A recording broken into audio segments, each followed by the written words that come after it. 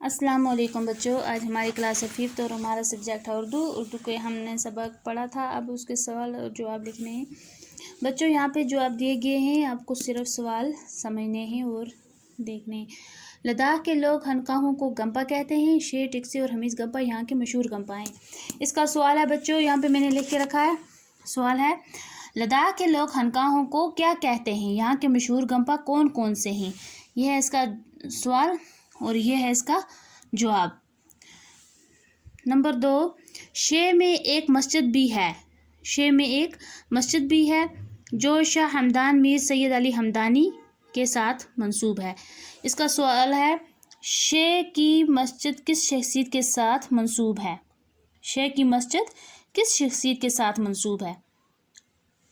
سوال نمبر 3 ہے، جواب ہے اس کا لداخ کا سب سے بڑا بدھ وہار حمیز گمپا ہے۔ یہ لیہ سے تقریباً 40 کلومیٹر دور ایک پہاڑی پر واقع ہے۔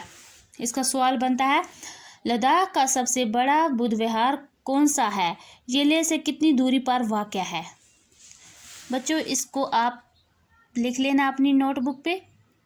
یہ ہیں سوال اور یہ ہیں اس کے جواب، کتاب پہ دیے گئے ہیں، سوال یہاں سے اتار لینا۔ تو باقی والسلام۔